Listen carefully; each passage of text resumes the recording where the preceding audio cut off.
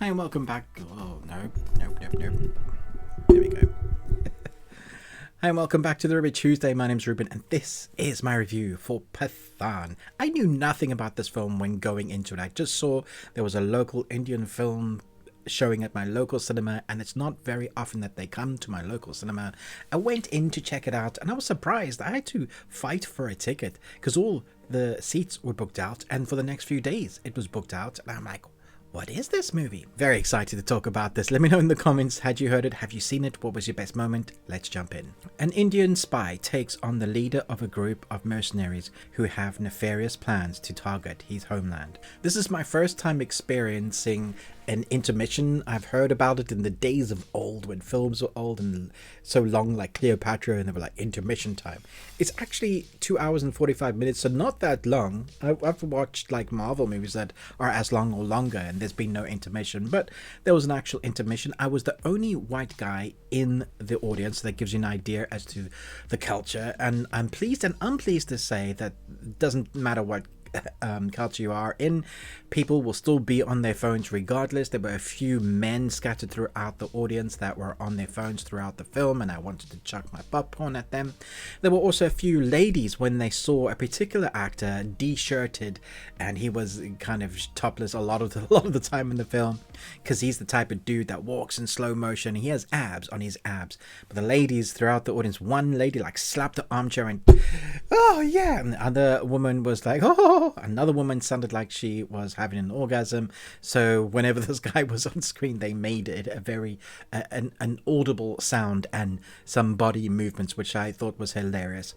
And then there was a certain actor that I had to go and look up, and now I kind of want to watch their films, but I'm guessing it was a fairly big deal. But when this actor came on screen, there was an outburst of joy and laughter and clapping, and I was like, who is this dude? When I watched the scene that he was in, fantastic. And this is my bit to understand. I'm going to talk about the ending explained at the end of the review, but I will let you know when the spoilers come in. But for now, here's my review.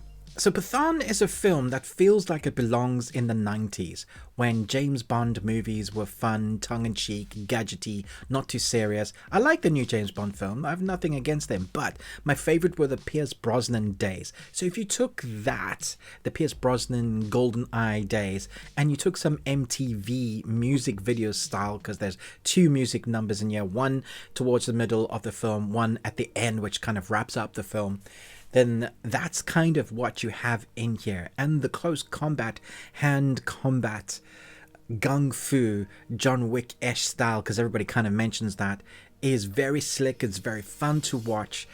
You get to see it, but there's a lot of slow motion as well. It's also absolutely crazy and, you know, typical for the genre and the culture, but also you have to suspend your disbelief in these type of action hero moments. For example, somebody skating on the blade of a helicopter and then doing another thing after they've just used an explosion to force their momentum. And if you've ever watched Mythbusters, you'll know that explosions don't do that. In fact, you would get internal bleeding from the reverberation if you put any logic to this with the action, and you can't do that. All this film is escapism, pure fun and pure joy, and that's what I had, just the best amount of fun. Now I would say for the first half of the movie I wasn't particularly emotionally engrossed in any of the characters. I wouldn't really have cared if any of them died, except when we hit that halfway moment. There is a moment just after halfway point where the story takes a turn and gives you something to care about. So something happens to some people, let's say, and that's the emotional heartbeat of the film that spurs you that you're on the Pathaan's side. You really want them to get the bad guy. There are a lot of beats for beats in this film that you will guess. You'll see them coming a mile away, but you also don't mind it. You kind of expect that from this type of story. A spy film, there's going to be some crosses, there's going to be some people manipulating people, and there's also going to be some backstory with flashbacks. There was one point in this film where I wasn't sure what timeline we're in, so you have to really kind of concentrate a little bit on the timeline. So that was a little bit disconcerting, but maybe that was just me because I was reading a lot of subtitles, trying to keep up with it, and then, you know, watching the visuals. I wish I could speak Hindi. I couldn't. Maybe one day I should learn. I would love to be able to speak Hindi. I can't.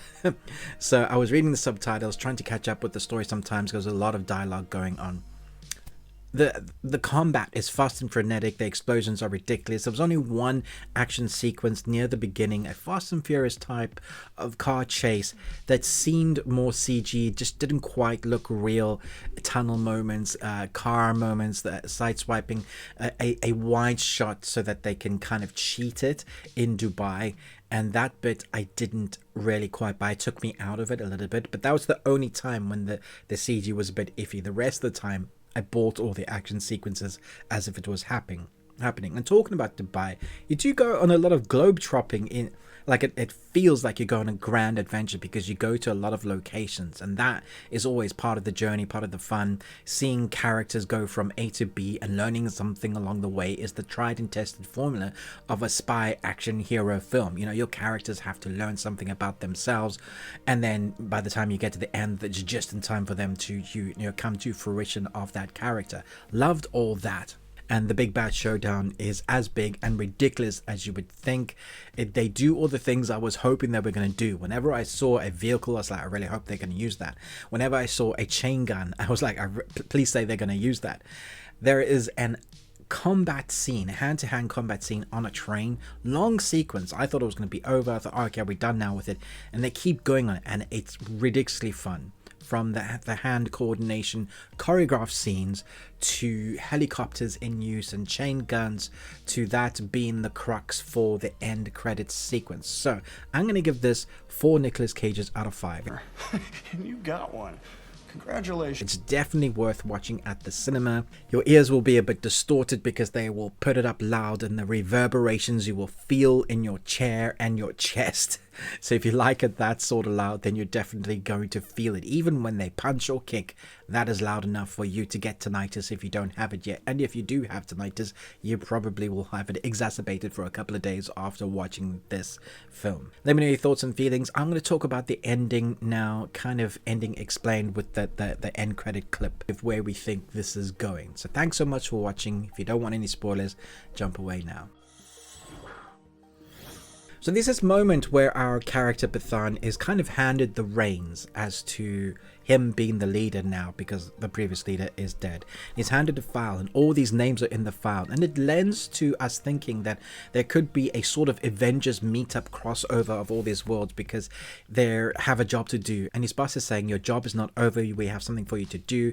Gives him all the names in the files. Now we've already had that meetup on the train where Tiger rescues him, but then after the initial first credit scene, after the credits roll a little bit, we get that end credit scene again with Tiger and them kind of joking with each other of, they've been doing this for 30 years, surely they should hand over the reins, and they joke about people that they could bring in, and that doesn't happen. They say, no, we're going to continue doing this. And this is way more than just a small cameo. It's a crossover that lends us to thinking, because of that file moment, that we could have a big, like an MCU crossover with many of the characters coming together to take on a big bad.